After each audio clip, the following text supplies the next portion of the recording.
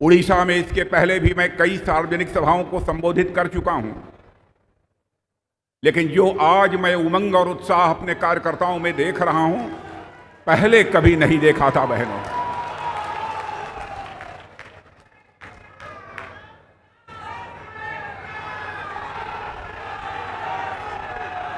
इसलिए मैं पूरी तरह से आश्वस्त हूं कि इस उड़ीसा में अब डबल इंजन की सरकार बनने से दुनिया की कोई ताकत हमें रोक नहीं सकती है। कार्यकर्ता बहनों भाइयों, आप सभी अच्छी तरह जानते हैं कि मोदी जी के नेतृत्व में एक नई सोच के साथ नए भारत का निर्माण होते हुए हम अपनी प्रत्यक्ष आंखों से देख रहे हैं। भारत का जहां तक प्रश्न है, भारत अपने स्वर्णिम इतिहास से प्रभावित है। अब हमारा यह भारत उस इतिहास को दोहराने और अपना खोया हुआ गौरव वापस पाने की ओर तेजी से अग्रसर हो रहा है। दुनिया की बड़ी बड़ी संस्थाएं, दुनिया के बड़े बड़े संगठन और दुनिया के भिन्न भिन्न देशों के राष्ट्राध्यक्ष अब यह डंके की चोट पर बोलते हैं कि दुनिया में 21वीं सदी यदि किसी की बनने जा रही है तो वह भारत की बनने जा रही है। मेरे बहनों भाई, मैं वैसे मानता हूं भारत की विकास यात्रा में कमोबेश सभी का कोई कुछ योगदान है, लेकिन जिस तरीके से हमारे प्रधानमंत्री मोदी जी के नेतृत्व में अंतर्राष्ट्रीय जगत में भारत की प्रतिष्ठा बढ़ी है, भारत का कद बढ़ा है, इसके पहले कभी कोई कल्पना भी नहीं कर सकता था। पहले भारत अंतर्राष्ट्रीय मंचों पर कुछ बोलता था तो भारत की बातों को दुनिया गंभीरतापूर्वक नहीं लेती थी, भारत की बातों को अनसुनी कर दिया जाता था। लेकिन कार्यकर्ता बहनों भाइयों, आज अंतर्राष्ट्रीय मंच पर भारत कुछ बोलता है तो दुनिया कान खोलकर सुनती है कि भारत बोल क्या रहा है। यह भारत की हैसियत सारी दुनिया में बनी है। और मैं समझता हूं 2014 में 25 वर्षों के बाद आप लोगों ने स्पष्ट बहुमत के साथ भारतीय जनता पार्टी की सरकार बनाई है और उसके बाद 2019 में उससे अधिक सीटों पर विजय दिलाकर फिर से आपने भारतीय जनता पार्टी की सरकार बनाई है। 2014 और 2019 से भी ज्यादा उमंग और उत्साह पूरे भारत के कार्यकर्ताओं में और जनता में मुझे देखने को मिल रहा है। हमारे प्रधानमंत्री ने एक लक्ष्य निर्धारित किया है, इस बार 2024 के चुनाव में एनडीए को 400 के पार ले जाना है और इस लक्ष्य को सामने रखकर हम सभी कार्यकर्ता बहनों और भाइयों को काम करना है। भारत पहले दुनिया में कमजोर भारत माना जाता था, लेकिन कार्यकर्ता बहनों भाइयों, दुनिया के नजरों में भारत कमजोर भारत नहीं है, बल्कि भारत एक ताकतवर भारत बन गया है। लंबे समय तक इस हिंदुस्तान में आप लोगों ने कांग्रेस की हुकूमत को देखा है। एक भारत की राष्ट्रीय सुरक्षा का संकट कांग्रेस की हुकूमत में निरंतर गहराता चला गया। आतंकवाद, उग्रवाद, नक्सलवाद की आए दिन बड़ी बड़ी घटनाएं सुनने को मिलती थीं, लेकिन मोदी जी के आने के बाद शायद ही कभी आपको कोई बड़ी ऐसी कोई घटना सुनने को मिल जाए, नहीं तो आतंकवादियों, उग्रवादियों और नक्सलवादियों के भी हौसले पस्त हो गए हैं। आपने देखा होगा पहली बार 2014 में जब हमारी गवर्नमेंट बनी थी, कुछ आतंकवादियों ने यह जुर्रत की थी भारत के सीमा में प्रवेश करके आतंकवादी वारदात करने की। उसके बाद हमारे प्रधानमंत्री ने हम 2-3 लोगों को बुलाकर 10 मिनट के अंदर फैसला कर लिया और उसके बाद हमारे बहादुर सेना के जवान सीमा के इस पार ही नहीं बल्कि सीमा के उस पार जाकर आतंकवादियों का सफाया करने में पूरी तरह से कामयाब रहे। अब हमारी हैसियत यह बन गई है, हम इस पार भी मार सकते हैं और जरूरत पड़ी तो सीमा के उस पार भी जाकर मार सकते हैं। यह भारत की हैसियत है। वैसे भारत विश्व बंधुत्व का संदेश देने वाला है। भारत के ऋषियों और मनीषियों ने वसुधैव कुटुंबकम का संदेश दिया है। ये पूरा विश्व ही हमारा परिवार है। लेकिन आतंकवादी, उग्रवादी और अलगाववादी घटनाओं को हमारी सरकार किसी भी सूरत में बर्दाश्त नहीं कर सकती है। मेरे बहनों भाइयों, यह मैं दो टूक शब्दों में आप सबको बतलाना चाहता हूं। पहले आर्थिक दृष्टि से, यानी अर्थव्यवस्था के आकार के मामले में, जीडीपी के मामले में हमारा भारत दुनिया में 11वें स्थान पर आता था। लेकिन हमारे प्रधानमंत्री मोदी जी ने करिश्मा किया है बहनों भाइयों कि हमारा भारत 9 वर्षों के अंदर ही जो 11वें स्थान पर था, छलांग लगाकर आज 5वें स्थान पर वह पहुंच गया है। दुनिया की बड़ी बड़ी फाइनेंशियल फर्म्स, यहां तक कि मॉर्गन स्टैनले ने भी यह कहा है, एक बड़ी बड़ी फाइनेंशियल फर्म ये दुनिया की मानी जाती है, उसने भी कहा है कि अभी सच्चाई को नकारा नहीं जा सकता है कि आगामी 3 वर्षों के अंदर भारत अर्थव्यवस्था के आकार के मामले में दुनिया के टॉप 3 कंट्रीज में आकर खड़ा हो जाएगा। हमारे प्रधानमंत्री का पक्का भरोसा है 2047 आते आते यानी आजादी के 100 वर्ष पूरे होते होते हमारा यह भारत दुनिया का एक विकसित भारत बन जाएगा। डेवलप्ड कंट्री के रूप में भारत सारी दुनिया के सामने खड़ा हो जाएगा। प्रधानमंत्री ने राजनीति की है, राजनीति के माध्यम से वो प्रधानमंत्री बने हैं, लेकिन शासक के रूप में वह भूमिका अपनी नहीं निभाते हैं, बल्कि एक सेवक के रूप में अपनी भूमिका निभाते हैं। क्या कभी आपने सोचा है कि कोई प्रधानमंत्री अपने हाथों में झाड़ू लेकर सड़कों पर सफाई करने के लिए, गलियों की सफाई करने के लिए निकलेगा? क्या भारत में कभी किसी ने सोचा कि देश का प्रधानमंत्री गांवों में रहने वाले गरीब परिवारों की माताओं बहनों की इज्जत और अस्मत का ध्यान रखते हुए, जैसे बड़े परिवारों में, बड़े घरों में बड़े बड़े शौचालय होते हैं, हमारे गरीब माताएं और बहनें हैं जो कि कच्चे मकानों में रहती हैं, झोपड़ियों में रहती हैं, उनकी भी इज्जत और आबरू होती है, उनके लिए भी शौचालय बनना चाहिए। पहली बार इस काम को किसी ने हाथ में लिया तो हमारे प्रधानमंत्री मोदी जी ने लिया। यह हमारी कोई छोटी उपलब्धि नहीं है, यह हमारे प्रधानमंत्री की सोच को दर्शाता है। जहां तक उड़ीसा का प्रश्न है, मैं दावे के साथ कह सकता हूं, केंद्र में लंबे समय तक कांग्रेस की सरकार रही है, लेकिन कांग्रेस की सरकारों को उड़ीसा के विकास के लिए जो कुछ भी करना चाहिए उन्होंने नहीं किया। लेकिन पहली बार आजाद भारत के इतिहास में उड़ीसा के समग्र विकास की चिंता यदि कोई कर रहा है तो हमारे प्रधानमंत्री मोदी जी कर रहे हैं।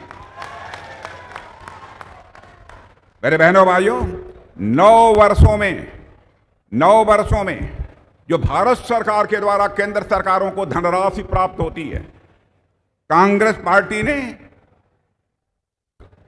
पार्टी की सरकार यानी यूपीए की सरकार थी, 10 वर्षों में उन्होंने केवल 3 लाख करोड़ रुपए उड़ीसा को दिए। लेकिन आपको जानकर खुशी होगी कि हमारे प्रधानमंत्री के मन में उस उड़ीसा के प्रति कितनी मोहब्बत है, कितना प्यार है कि 9 वर्षों के अंदर ही उन्होंने उड़ीसा के विकास के लिए 18 लाख करोड़ रुपया देने का काम किया। कांग्रेस शासनकाल में बराबर उड़ीसा के साथ सौतेला व्यवहार किया गया है। अभी आपने देखा होगा, हाल में ही हमारे प्रधानमंत्री आए थे, उन्होंने उड़ीसा में 70,000 करोड़ रुपए की योजनाओं का या तो लोकार्पण किया है या तो शिलान्यास किया है। यह है हमारे प्रधानमंत्री का उड़ीसा के लोगों के प्रति प्यार, उड़ीसा के लोगों के प्रति उनकी मोहब्बत। इतना ही नहीं, बड़े बड़े प्रोजेक्ट्स कांग्रेस के समय शिलान्यास हो जाता था, लेकिन उनका उद्घाटन नहीं होता था, लोकार्पण नहीं होता था। लेकिन हमारे प्रधानमंत्री का संकल्प है कि यदि हम प्रोजेक्ट्स का शिलान्यास करेंगे तो उसका उद्घाटन भी हम ही करेंगे। और यह बात मैं नहीं कह रहा हूं, बल्कि भारत के पूर्व वित्त मंत्री जो कि कांग्रेस के हैं, वह मिस्टर चिदंबरम भी इस सच्चाई को स्वीकार करते हैं कि यह काम यदि कोई कर रहा है तो हमारे इस समय प्रधानमंत्री मोदी जी कर रहे हैं। 10 वर्षों के अंदर छोटी उपलब्धि नहीं है। कांग्रेस तो नारा बराबर लगाती रही है, हमारी सरकार बनाओ, हम भारत से गरीबी को मिटाएंगे। बराबर गरीबी को समाप्त करने का दावा कांग्रेस करती रही है, लेकिन गरीबी समाप्त होने के बजाय लगातार यह बढ़ती रही है। लेकिन आज मेरे कार्यकर्ता बहनों भाइयों, सीना ठोक कर पूरे दमखम के साथ आप कह सकते हो कि हमारे प्रधानमंत्री मोदी जी ने 9 वर्षों के अंदर ही 25 करोड़ लोगों को गरीबी के संकट से बाहर निकालने में कामयाबी हासिल की है। यह है हमारा भारत, यह है हमारी सरकार। मैं यह मानता हूं, प्रधानमंत्री हमने भी बहुत सारे देखे हैं, लेकिन सचमुच गरीबों के लिए अपनी जिंदगी खपाने वाला कोई प्रधानमंत्री है तो उस प्रधानमंत्री का नाम है श्री नरेंद्र मोदी। मेरे बहनों भाइयों, 10 वर्षों में 4 करोड़ लोगों को पक्का घर सारे देश में मुहैया कराने का काम पहली बार हमारे प्रधानमंत्री ने किया है। और मैं उड़ीसा के लोगों को बतलाना चाहता हूं, इसमें 25 लाख इस प्रकार के पक्के मकान प्राप्त करने वाले लाभार्थी यदि किसी कहीं पर हैं तो उड़ीसा में हैं। हर गरीब के सिर पर छत होगी। और मेरे कार्यकर्ता बहनों भाइयों, आप जाकर गरीब भाइयों को भी यह समझाइए, पूरे विश्वास के साथ बोलिए, यदि किन्हीं कारणों से किसी को पक्का मकान नहीं मिल पाया होगा, सिर ढकने के लिए पक्की छत नहीं होगी, तो हमारी सरकार बनने के बाद उन्हें हम पक्का मकान मुहैया कराएंगे। एक भी गरीब परिवार ऐसा शेष नहीं बचेगा।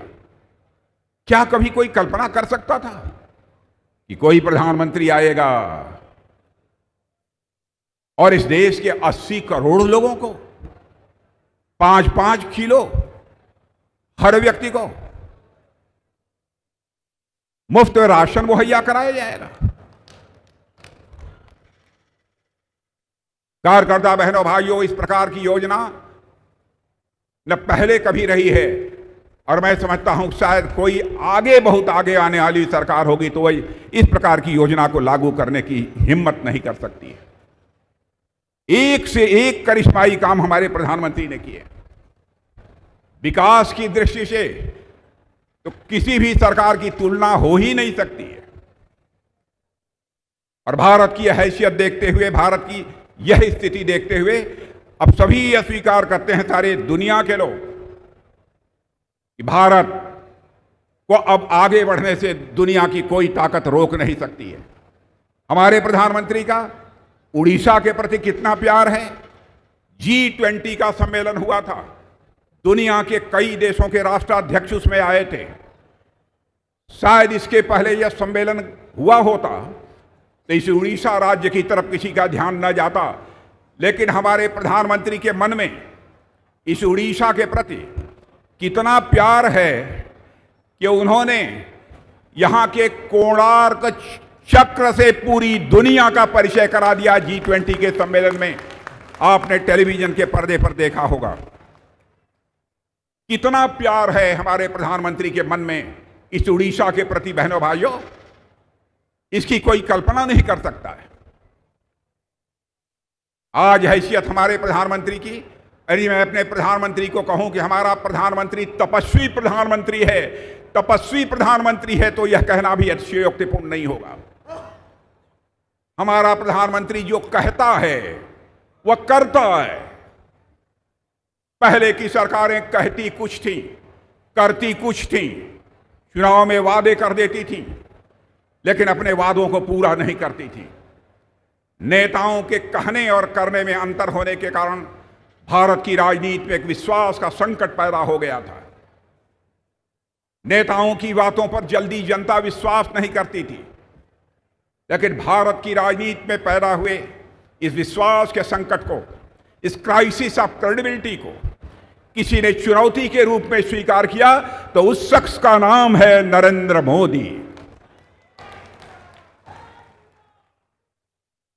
और मैं समझता हूं इन्हीं गुणों के कारण दुनिया में मोदी जी को कोई राष्ट्राध्यक्ष बास कहकर पुकारता है, कोई जो है राष्ट्रपति उनके सम्मान में उनका पैर छू लेता है। यह हैसियत मैं समझता हूं कि दुनिया में किसी भी प्रधानमंत्री की नहीं होगी। सभी जगह सारी दुनिया में भारत की साख बढ़ी है, भारत की विश्वसनीयता बढ़ी है। आपने समाचार पत्रों में पढ़ा होगा, हमारे 8 पूर्व नौ सैनिक नेवी के अफसर, कतर में उन्हें फांसी की सजा दे दी गई, लेकिन हमारे प्रधानमंत्री ने हमारे पूर्व सैनिकों की किस प्रकार चिंता की। उन्होंने कतर के राष्ट्रपति से बात की और आप सबको यह जानकर खुशी हुई होगी कि वहां की सरकार ने हमारे 8 के 8 नौ सैनिक जिन्हें फांसी की सजा दी गई थी उन्हें पूरी तरह से माफ कर दिया मेरे बहनों भाइयों, और वह सकुशल वो अपने घरों को वापस आ गए। संकल्प था हम लोगों का कि हम कैसे भारत का निर्माण करेंगे। मुझे याद है पहले जब हम लोग भारतीय जनता पार्टी के लोग अपना घोषणा पत्र जारी करते थे तो लोग कहते थे या ऐसे ही राजनीतिक पार्टी वाले लोग घोषणा पत्र में बड़ी बड़ी बातें कर देते हैं लेकिन उसे पूरा नहीं करते हैं। मैं आपको याद दिलाना चाहता हूं, 2014 में मैं भारतीय जनता पार्टी का राष्ट्रीय अध्यक्ष था। मोदी जी प्रधानमंत्री पद के उम्मीदवार थे। मोदी जी ने मुझसे कहा कि राजनाथ जी इस बात का ध्यान रखिएगा, जो चुनावी घोषणा पत्र बन रहा है उस चुनावी घोषणा पत्र में वही चीजें शामिल की जानी चाहिए जिसको कि हमारी सरकार कर सके। इतनी चिंता कि जो हम कहें वो होना चाहिए। और 2019 में भी जब घोषणा पत्र बना तो उस घोषणा पत्र को बनाने की जिम्मेदारी उन्होंने मेरे कंधे के ऊपर सौंपी थी। मैं आपको याद दिलाना चाहता हूं, अपने घोषणा पत्रों में 1984 से बराबर हम लोग कहते चले आ रहे थे, जिस दिन हमको संसद के दोनों सदनों में स्पष्ट बहुमत मिल जाएगा, अयोध्या की धरती पर भव्य राम का मंदिर बनने से हमें कोई रोक नहीं पाएगा।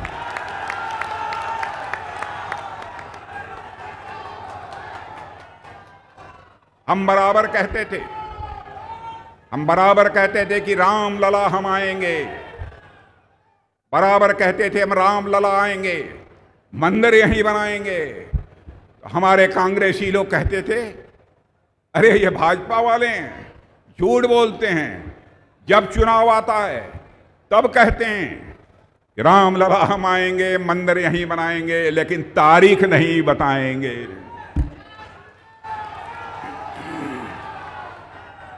मैं कांग्रेस के दोस्तों से कहना चाहता हूं, आप तारीख पूछ रहे थे ना, अयोध्या की धरती पर भव्य राम का मंदिर बन गया। 22 जनवरी को हमारे प्रधानमंत्री के द्वारा उसकी प्राण प्रतिष्ठा हो गई है बहनों भाई। और आपने देखा कि मुस्लिम समाज का एक देश है अबू धाबी में भी एक मंदिर का निर्माण हो गया और हमारे प्रधानमंत्री ने उसका लोकार्पण कर दिया। और मुझे तो लगता है कि हमारा भारत जिस तेजी के साथ आगे बढ़ रहा है बहनों भाइयों, वह दिन आएगा। हमारे पूर्वजों का भी एक सपना था कि जो भारत कभी विश्वगुरु के पद पर आसीन था, वह भारत फिर से विश्वगुरु के पद पर आसीन हो। मुझे लगता है कि वह स्वप्न भी हम लोगों का साकार होकर रहेगा। यह है आपकी सरकार का करिश्मा, यह है आपकी सरकार का काम। जो मोदी जी गारंटी देते हैं बहनों भाइयों, उस गारंटी को पूरे होने की भी पक्की गारंटी रहती है। अब यह सभी मानने लगे, सभी ऐसा मानते हैं। कभी कभी हमारे विरोध पक्ष के लोग क्या कहते हैं, भाई भाजपा वाले ये तो हिंदू मुसलमान में बंटवारा करके सरकार बनाना चाहते हैं। बहनों भाइयों, हमारे ये देश हमारी प्राथमिकता है। सरकार बनाना हमारी प्राथमिकता नहीं है। हम राजनीति करते हैं तो केवल सरकार बनाने के लिए राजनीति नहीं करते हैं। हम राजनीति करते हैं तो देश बनाने के लिए राजनीति करते हैं। 3 तलाक हमारी मुस्लिम बहनों के ऊपर कितना जुल्म होता था। कोई उसका शौहर उसे 3 बार तलाक तलाक तलाक बोलकर उसे अलविदा कर देता था, उसकी छुट्टी कर देता था। पहली बार किसी प्रधानमंत्री ने हिम्मत का परिचय दिया और चुटकी बजाते हुए 3 तलाक की प्रथा को समाप्त कर दिया हम लोगों ने। बहनों भाई,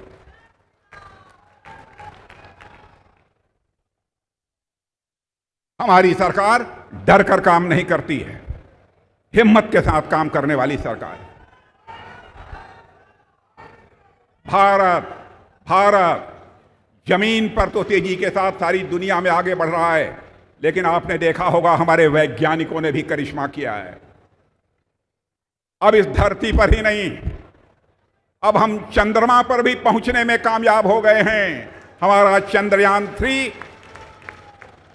चंद्रमा के साउथ पोल पर लैंड कर चुका है। आदित्ययान भी सूर्य की तरफ बढ़ चला है, वहां पर एक स्थान पर जाकर लैंड किया है, वह लैंड है। मंगलयान, चंद्रयान, आदित्ययान की यात्रा हमारे वैज्ञानिक करा रहे हैं देशवासियों का। लोग कहते हैं ये तो वैज्ञानिकों ने किया। मैंने कहा वैज्ञानिकों ने किया, इस सच्चाई को कोई नकार नहीं सकता है। लेकिन चंद्रयान 2 का अभियान जब विफल हो गया था, उस समय वैज्ञानिकों का हौसला बढ़ाने का काम यदि किसी ने वहां पर जाकर किया था तो हमारे प्रधानमंत्री ने किया। और हौसला बढ़ने के कारण ही हमारे वैज्ञानिकों ने इस चंद्रयान को चंद्रमा के साउथ पोल पर उतारने में पूरी कामयाबी हासिल की है। जहां तक भ्रष्टाचार का सवाल है, मेरे कार्यकर्ता बहनों भाइयों, मैं आपका ध्यान आकर्षित करना चाहता हूं। लोग कहते थे कि भ्रष्टाचार तो लाइलाज है, भ्रष्टाचार को चाहे कोई सरकार आए समाप्त नहीं कर सकती। मैं आपको याद दिलाना चाहता हूं, प्रधानमंत्री राजीव गांधी जी ने एक बार अपनी लाचारी व्यक्त करते हुए कहा था, क्या करें मेरी समझ में नहीं आता, मैं दिल्ली से 100 पैसा भेजता हूं नीचे, लेकिन बामुश्किल 14 पैसा लोगों की जेबों में पहुंच पाता है। यह मजबूरी जाहिर की थी, लेकिन इस चुनौती को हमारे प्रधानमंत्री ने स्वीकार किया। और आपने देखा direct benefit transfer system, Jan Dhan Aadhaar mobile की त्रिमूर्ति से डीबीटी का सफल संचालन हो रहा है। और इस डीबीटी के कारण यदि दिल्ली के बैंक से 100 पैसा चलता है तो नीचे 100 का 100 पैसा गरीबों की जेब में पहुंचता है। भ्रष्टाचार पर काबू पाने के लिए भी दृढ़ इच्छा शक्ति चाहिए, विजन चाहिए। हमारे प्रधानमंत्री के पास विजन भी है, मिशन भी है, और मिशन मोड से काम करने वाले हमारे प्रधानमंत्री हैं। जहां तक पहले वित्तीय घाटा, current account deficit, fiscal deficit इतनी ज्यादा हो जाती थी जैसे लगता था कि भारत दिवालिया हो जाएगा, लेकिन आज हालात पूरी तरह से बदल चुके हैं। भारत के आम नागरिक का विश्वास, मैं कह सकता हूं, इस समय ऑल टाइम हाई है। बहनों भाइयों, ऑल टाइम हाई है हमारे देशवासियों का विश्वास। इंटरनेशनल मॉनेटरी फंड दुनिया ये बहुत बड़ी एक अर्थ संबंधित यह संस्था है। इंटरनेशनल मॉनेटरी फंड के सामने जाकर भारत हाथ फैलाकर बराबर याचना करता था, हमको कुछ पैसा दे दो, कुछ पैसा दे दो। जानते हैं भारत के बारे में इंटरनेशनल मॉनेटरी फंड में अब क्या धारणा बनी है? वहां की अंतर्राष्ट्रीय मुद्रा कोष की चीफ प्रमुख क्रिस्टीना जियोर्जिया यह कहती हैं कि वैश्विक विकास में भारत दुनिया की आर्थिक प्रगति का सबसे प्रमुख इंजन बनने जा रहा है, यह है भारत के विकास की गारंटी। अब इंटरनेशनल मॉनेटरी फंड का चीफ भी इस सच्चाई को कहता है। यह है भारत की हैसियत। और भारत का कद दुनिया में किस तरह से बढ़ा है, क्या आप सबको मालूम होगा। रूस और यूक्रेन की लड़ाई लगभग 2 वर्षों से चल रही है। जब यह लड़ाई प्रारंभ हुई थी तो बराबर रूस की तरफ से मिसाइल्स चल रही थी, वैसे यहां की यूक्रेन की तरफ से मिसाइलें चल रही थी। बड़ी संख्या में लोग मारे जा रहे थे। ऐसी स्थिति वहां पर पैदा हो गई थी। यूक्रेन में हमारे भारत के भी कुछ बच्चे वहां पर पढ़ते हैं। जिनके बच्चे यूक्रेन के कॉलेजेज में, यूनिवर्सिटीज में पढ़ते थे, उनके माता पिता ने कहा कि मोदी जी, चाहे जैसे भी हो, हमारे जो बच्चे यूक्रेन में पढ़ते हैं उन बच्चों को आप चाहे जैसे हो बाहर निकालिए, यूक्रेन से बाहर निकालिए। हमारे प्रधानमंत्री ने टेलीफोन उठाया और रूस के राष्ट्रपति मिस्टर पुतिन से बात की, और साथ ही यूक्रेन के राष्ट्रपति मिस्टर जेलेंस्की से बात की, और साथ ही साथ उन्होंने अमेरिका के राष्ट्रपति मिस्टर बाइडेन से बात की। और बहनों भाइयों, आपको जानकर आश्चर्य हो गया होगा, रूस और यूक्रेन के बीच का युद्ध 4-4.5 घंटे के लिए रुक गया और 22,500 हमारे नौजवान जो यूक्रेन में थे वो वापस सकुशल अपने घरों को लौट आए। यह करिश्मा और कोई नहीं कर सकता है। कोरोना का संकट, कोरोना के संकट से उड़ीसा भी बुरी तरह प्रभावित था। मैं जानता हूं क्या स्थिति बन गई थी। केवल उड़ीसा ही नहीं, केवल भारत ही नहीं, बल्कि कोरोना के संकट से पूरा विश्व प्रभावित था। यहां पर वैक्सीन, जो टीका लगाया जाता था, वह टीका भी तैयार नहीं होता था। ऐसी स्थिति बन गई थी। हमारे प्रधानमंत्री ने हैदराबाद में जाकर, बेंगलोर में जाकर हमारे जो वैज्ञानिक थे उन वैज्ञानिकों का हौसला बढ़ाया, और हम लोगों ने वैक्सीन यानी टीका जो लगाया जाता है कोरोना के दौरान, उसको तैयार करना प्रारंभ कर दिया हमारे वैज्ञानिकों ने। और इतना टीका लगाया कि लगभग 2 डोज तो भारत में सभी को लग गई। मैं समझता हूं यहां पर भी जितने लोग होंगे, कोरोना का वैक्सीन कम से कम 2 डोज सभी को लगा होगा। यदि लगा है तब तो हाथ उठाइए, तालियां बजाइए, न लगा हो तो मत करिए।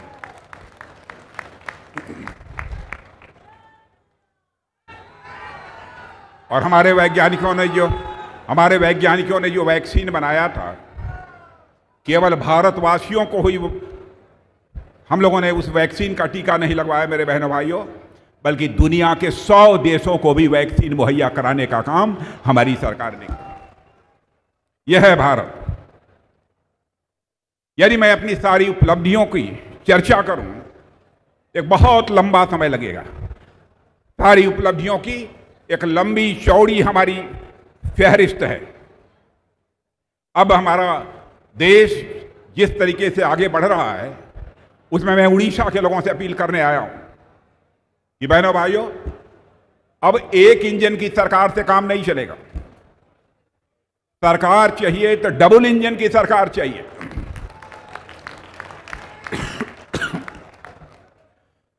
और मुझे विश्वास है कि अब यहां पर भी डबल इंजन की सरकार बनकर रहेगी। और जिस भाव से हम लोग काम कर रहे हैं, बहनों भाइयों, हम जनता को भगवान मानते हैं। हमारे प्रधानमंत्री जनता को भगवान मानते हैं, जनता को हम जनार्दन मानते हैं। लेकिन एक कांग्रेस पार्टी है, जनता को जनार्दन नहीं मानती है, बल्कि परिवार को जनार्दन मानती है, परिवार को यह भगवान मानते हैं। यह स्थिति है। मैं रक्षा मंत्री हूं। आप लोग कहेंगे कि रक्षा के क्षेत्र में भारत क्या कर रहा है।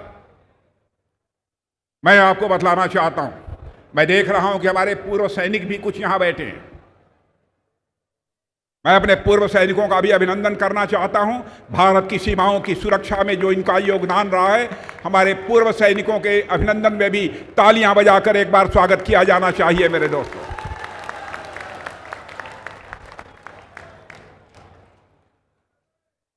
यह है हमारे पूर्व सैनिक, इनका भी भारत की सीमाओं की रक्षा में बहुत बड़ा योगदान है। लेकिन पहले की जो सरकारें थी, क्या था? तोप हों, गोले हों, टैंक हों, यह सब सारे दुनिया के दूसरे देशों से खरीदे जाते थे। वहां से हम आयात करते थे। मिसाइल हो, लेकिन हमारे भारत ने, हमारे प्रधानमंत्री ने कहा कि हम सबको अब आत्मनिर्भर बनने की जरूरत है। हम सभी को अब आत्मनिर्भर बनने की जरूरत है। और आप लोगों को जानकर खुशी होगी, अब भारत जो दुनिया में नंबर 1 देश था रक्षा से संबंधित सारी सामग्री को आयात करने के मामले में,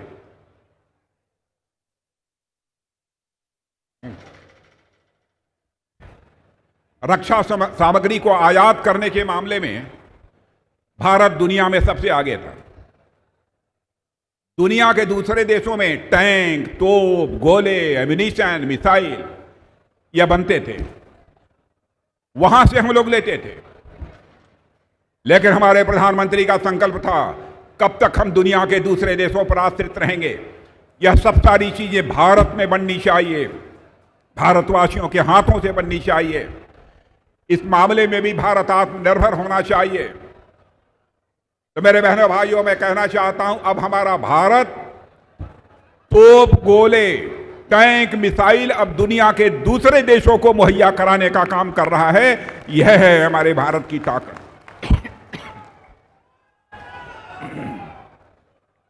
हमारी सरकार ने सड़कों के ऊपर, यह स्ट्रीट वेंडर कहा जाता है, उनकी भी चिंता की है। प्रधानमंत्री स्वनिधि योजना के अंतर्गत 70 लाख स्ट्रीट वेंडर्स, जो सड़कों पर रेहड़ी पटरी वाले जो हैं, गरीबों की हमारी सरकार चिंता कर रही है।